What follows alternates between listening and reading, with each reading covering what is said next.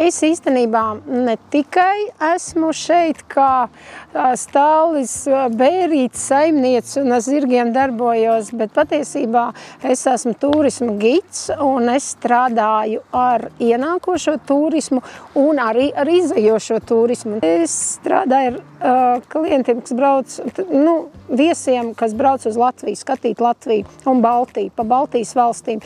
Tā kā ir tā, kad jā, kā es to savienoju, es pats sev šo jautājumu uzdodu, es nezinu.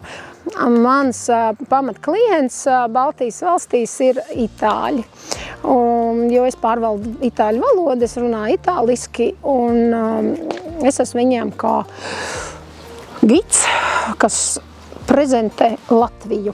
Un man liekas, ka šajā vietā ļoti labi var prezentēt Latviju, kāda mums ir maize, kā mēs ēdam un kā mēs dzīvojam. Es neesmu lauciniece, es nāku no Rīgas centra, es dzīvoju klusajā centrā, es tur arī piedzimu, izaugu, visu savu apzināto mūžu tur nodzīvoju. Mans vīrs visu laiku bija gribējis māju, un es arī uz to parakstījos, teikdama, tam būs pašiem savi lauki, uz kuriem braukt. Mums ar Baldonu nekāda sakara nav bijis agrāk vispār. Mēs Baldonu esam iebraucēji, braucam skatīties māju, un mēs atbraucām šeit bija viss aizaudzis tumšs, kā jau novembra lietainā dienā, diezgan tā baisi. Un viņš saka, mēs pirksim tad šo māju, tad ir labi. Un man likās briesmīgi, tāpēc, kad likās to māju tā, mēs uzreiz jaucam nāst māju, šķūņus arī viss, tad pārāk daudz tie šķūņi. Un mēs vienkārši bijām domājuši, ka mēs te būsim tā kā vasarā, bet pēc tam es sapratu, ka man ir pat traku braukāt turpu šurpu, un tad es izlēmu, pieņēmām lēmumu, kad mēs dzīvosim šeit. Es padziļināt arī papētīju to stāstu, kas ir dzīvojis. Šeit ir izrādījās, ka māju ir uzcēluši Baldonas mūžas kalpi.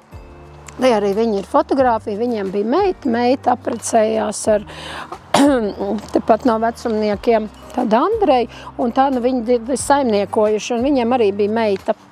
Un lūk, visu cieņu šiem cilvēkiem, te ir visa 20. gadsimta vēsture. Man likās ļoti vērtīgi saglabāt šo vietu, tad, kad viņa bijusi, un arī stāstu saglabāt. Es gribētu, lai par šiem cilvēkiem arī citi uzzina, jo viņi bija lieliski cilvēki, kas laukos strādāja priekš sevīm. Doma bija tāda, aizbraukt no pilsētas un dzīvot pie dabas, ar dabu kopā.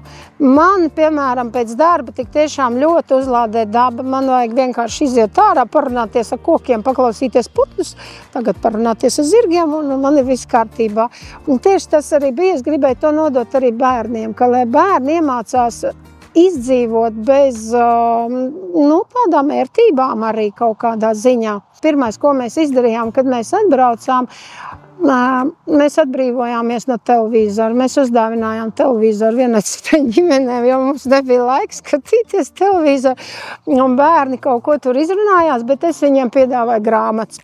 Tā dzīve izmainījās pilnīgi kājām gaisā, jo, ņemiet vērā no pilsētas cilvēks, kas dzīvojas ar ērtībām dzīvoklī, viņš atbrauc uz laukiem un no akas ņem ūdeni un cep un vāra ēdienu uz plīts.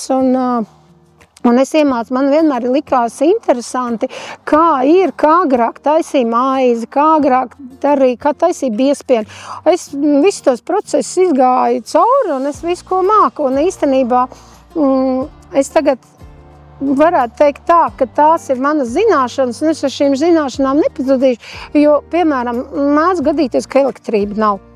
Kas kā viņa nav, man ir ūdens, man ir krāsnes, man ir ugunskurs, kur es uztaisīšu ēst. Mēs ar Rihardu abi divi piedāvājam mūsu vārītās zupas, manis ceptu, raudzētu mājās dabīgi ieraugu, rupmaizi, rudzu maizi, un mums ir vēl, šodien es sacepu auzu pīrāgu, un auzu miltu pīrāgu. Lūk, un īstenībā tā mēs te paši priekš sevīm visāds gardums taisam un arī citiem piedāvājam. Tas bija tāds azarts pamēģināt, kā ir dzīvot laukos. Un mums iepatikās, un es nekad nemainītu vairs vietu uz atpakaļ uz pilsētu. Man liekas, tas man būtu pagarlaicīgi.